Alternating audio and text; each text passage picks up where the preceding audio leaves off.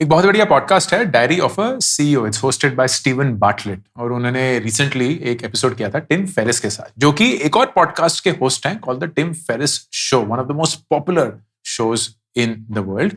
उन्होंने बहुत सारी किताबें भी लिखी हैं। The 4 Hour Work Week is their most famous one.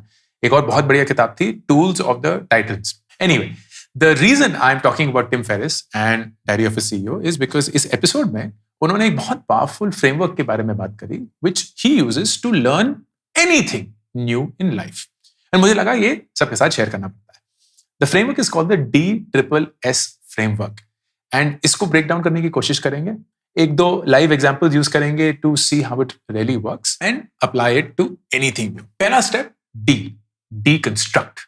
Deconstruction का मतलब कि जब भी हम कोई एक नया गोल, एक नया टारगेट अपनी जिंदगी के लिए लगाते हैं, हम अक्सर उसको बहुत वेग रखते हैं 10,000 फीट के लेवल पे। जैसे कि आप बोल सकते हैं 2026 में मुझे कॉन्फिडेंट पब्लिक स्पीकर बनना है, मुझे 1 करोड़ रुपए कमाने हैं, मुझे गाड़ी खरीदनी है, मुझे स्विमिंग सीखनी है, मुझे अंग्रेजी सीखनी है, व्हाटएवर द केस में। हमें ना पता ही नहीं है कि उसके पुर्जे क्या हैं। हमें पता ही नहीं है कि उस मकाम पे पहुंचने के लिए क्या क्या एक्चुअली वाकई में चाहिए होता है। फॉर एग्जाम्पल, फर्ज करिए आप बोलते हैं 2026 में मुझे कॉन्फिडेंट पब्लिक स्पीकर बनना है। अब आपको लगेगा पब्लिक स्पीकर बनने के लिए अंग्रेजी फर्राटेदार होनी चाहिए, कॉन्फिडेंट होने चाहिए, जो टॉपिक के बारे में बोलना है उसके ऊपर स्किल्स चाहिए, प्रैक्टिस करनी है, आईने के सामने खड़े होके बोलते रहो वैसे वगैरह वगैरह। ये सारी चीजें जरूरी हैं, लेकिन डिकंस्ट्रक्शन का प्रोसेस है कि आप एक ऐसे एक्सपर्ट से बात करेंगे या बहुत सारे ऐसे एक्सपर्ट से बात करेंगे जो उस काम को कर चुके हैं, ताकि वो आपको बता पाए कि इस चीज को तोड़ तोड़ के डिकंस्ट्रक्ट करके सबसे जरूरी चीजें क्या है। इफ यू आस्क मी, मेरे हिसाब से एक कॉन्फिडेंट पब्लिक स्पीकर बनने के लिए ना अंग्रेजी उतनी जरूरी है, ना सब्जेक्ट नॉलेज उतना जरूरी है, ना कॉन्फिडेंस उतना जरूरी है, ना प्रैक्टिस उतना जरूरी है, जितना की जरूरी है the ability to tell a story. अगर आपको कहानियां बुनना आता है तो आप जिस भी भाषा में बोल रहे हो, अगर आपको उस सब्जेक्ट के बारे में पूरी नॉलेज ना भी हो, you can still captivate people's attention,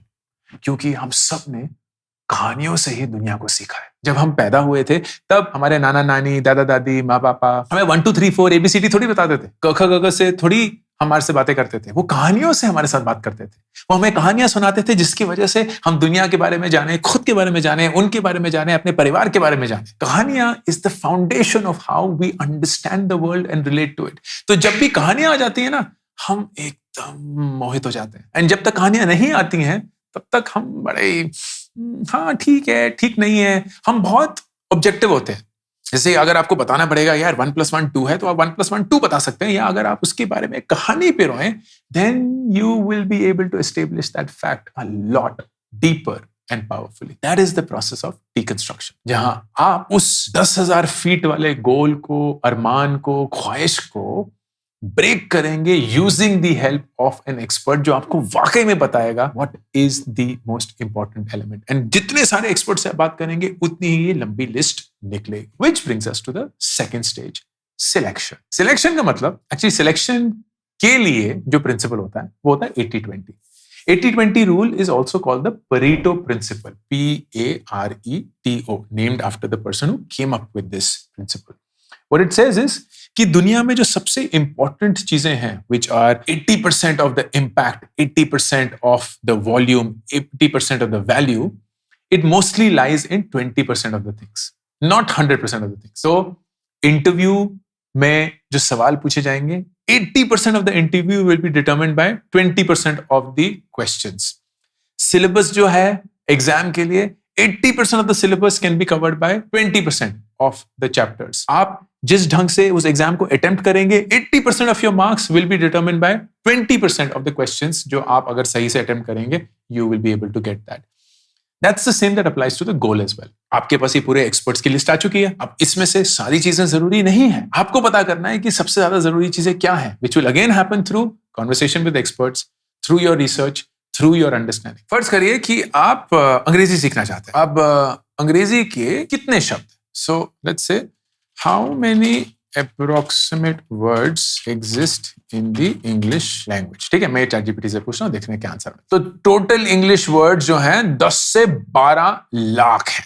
10 से 12 lakh. Words an average native English speaker will know 20 से 30,000। अब अगर आपको अंग्रेजी सीखनी है तो आप ये 10 से 12 लाख शब्द तो सीखने नहीं जाएंगे, आप ये 20 से 30,000 शब्द भी नहीं सीखने जाएंगे। अब मैं आपसे अगर ये पूछता हूं, if I have to apply the Pareto principle in the Indian context of English speaking, how many approx words should I know of to be able to speak functionally in English? 800 से 1200 शब्द। Core शब्द 300 से 400 ही है, जिनको survival शब्द बोलते हैं। Go, come, get, because, although, जो भी ऐसे होंगे। ओके, ऐसे थे।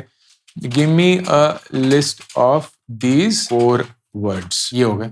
I, me, my, mine, be, have, do, say, get, फिर verb हो गए, can, could, will, common noun हो गए, time, day, week, month, year, blah blah blah. Common adjectives, good, bad, big, small, long, short, adverbs, very, rarely, only, also, always. 300 शब्द हैं भाई।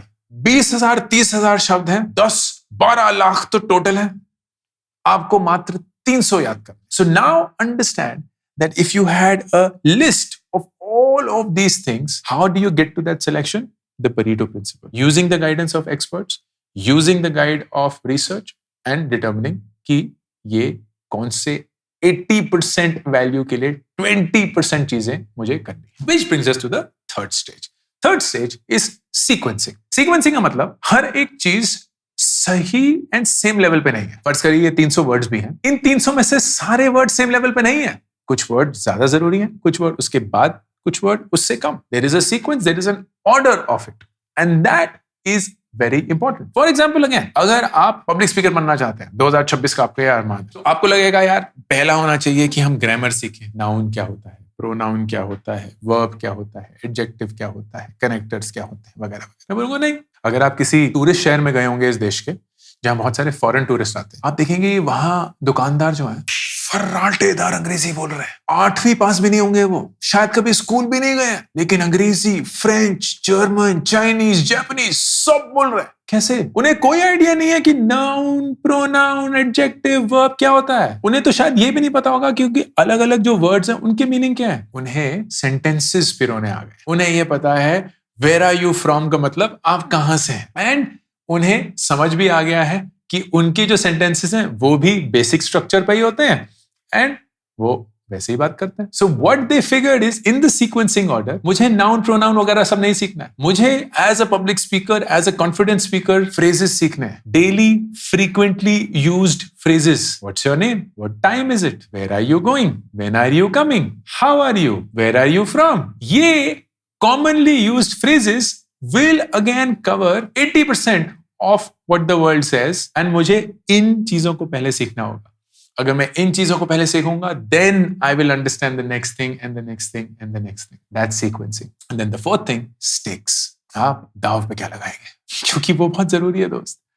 जब ultimate काम करने का टाइम आता है ना, बहुत डर लगता है। अगर आपने कितनी भी तैयारी कर ली हो, कितने भी कोर्सेज ले लिए हो, कितना भी प्रैक्टिस कर लिया हो, कितना भी फ्रेमवर्क यूज कर लिया हो, जिस दिन आपको स्टेज पे जाना होगा आपकी टांगें कांप रही होंगी, हाथ थरथरा रहे होंगे, दिल की धड़कनें तेज होंगी, पसीने छूट रहे होंगे, लेकिन उस समय पे कुछ ना कुछ दाव पे लगाना ही पड़ेगा। वो पैसे हो सकते हैं कि आप अपने दोस्त को बोलेंगे भाई अगर इस महीने में किसी पब्लिक स्टेज पे नहीं गया तो मैं तुझे 1000 रुपए दूंगा। वो आपकी इज्जत हो सकती है कि मुझे पता है कि पहली बार जब मैं स्टेज पे जाऊंगा और मेरी टांगें कांप रही होंगी, हाथ थरथरा रहे होंगे, दिल की धड़कनें तेज होंगी, पसीने छूट रहे होंगे, मैं बोलना शुरू करूंगा, मैं गलती करूंगा, मुझसे होके रहेगी, एंड उस पॉइंट पे ना लोग मुझ पे हंसेंगे, मेरी खिल्ली उड़ाएंगे, एंड मैं अपनी इज्जत दाव पे डालने के लिए तैयार हूं, क्योंकि मुझे पता है कि उस समय पे जब लोग मुझ पे हंस रहे होंगे, सिर्फ और सिर्फ मैं उस कमरे में जीत रहा हूंगा, क्योंकि मैं उस साहस के साथ अपने डर का सामना कर रहा हूं जो किसी और के पास नहीं है, एंड आई लव दैट। तो ये जो DSSS फ्रेमवर्क है ना, it's a very simple but very powerful framework, जिससे आप कोई भी नई चीज सीख सकते हैं। कि आप एक चीज को तोड़ के ये पता करें कि कौन कौन से पुर्जे हैं, फिर उसको सिलेक्ट करें परीटो प्रिंसिपल यूज करके, फिर उसको सीक्वेंस करें कि किस सीक्वेंस में, किस ऑर्डर में इसको कंज्यूम करना है, और फिर कुछ दाव पे लगाकर इसको इस्तेमाल करें। You do that and you suddenly learning like a machine, जो कि टिम फेरिस के लिए सच है। इसी एपिसोड में उन्होंने कुछ अलग अलग फ्रेमवर्क्स भी यूज करे, थोड़े छोटे थे in their approach, but I will very quickly mention them क्योंकि अगेन वेरी पावरफुल। सबसे पहले जिंदगी में अपॉर्चुनिटीज या प्रोजेक्ट्स कैसे सिलेक्ट करें? तो हियर 2 क्वेश्चंस। नंबर 1, क्या ये नया प्रोजेक्ट मेरे एग्जिस्टिंग रिलेशनशिप्स को मजबूत बनाएगा या मुझे नए ऐसे कोई रिश्ते देगा जो मेरे लिए फायदेमंद है? नंबर 2, क्या इस प्रोजेक्ट को करके मेरे एग्जिस्टिंग स्किल्स यूज होंगे या मुझे ऐसे कोई स्किल मिलेंगे जो मैं इस्तेमाल कर सकता हूं? 2 सिंपल सवाल, but so powerful to select कि आप जिंदगी में आगे क्या कर सकते हैं। Energy versus passion. बहुत लोग बोलते हैं ना, अरे follow your passion, follow your passion. Tim Ferriss बोलते हैं बकवास है। I agree with him.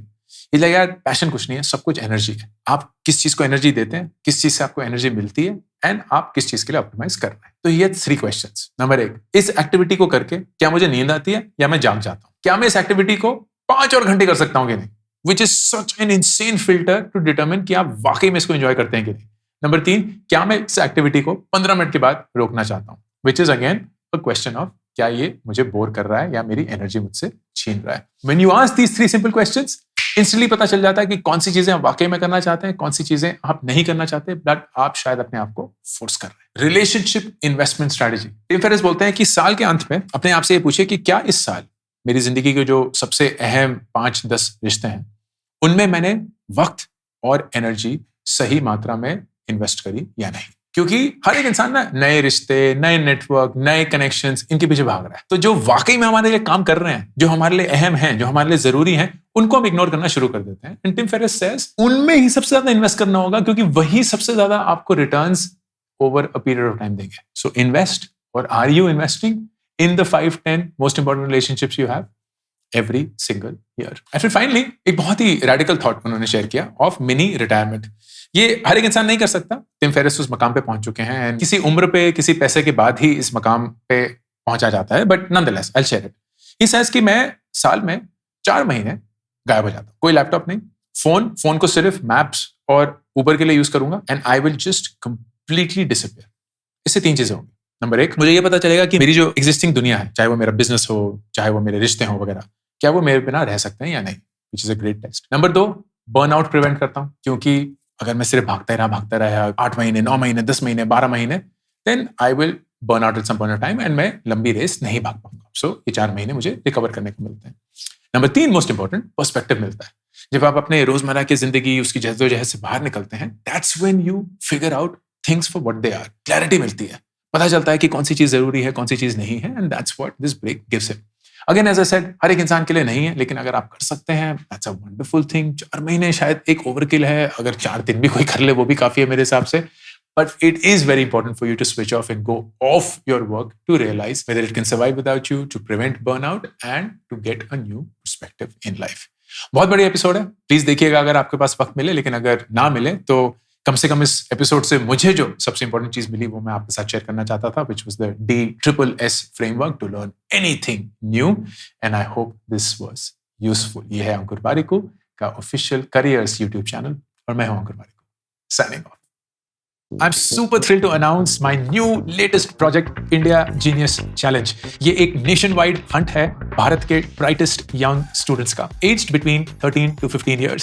एक online round followed by the national finals that will happen in Delhi, जहां सबसे brightest students को मिलेगी 10 लाख रुपए की scholarship। Online rounds में daily, weekly, monthly winners announce होंगे, उनको मिलेंगे iPhones, iPads, PS5s, books, trophies, certificates and a lot more, all leading to the national finals happening in Delhi।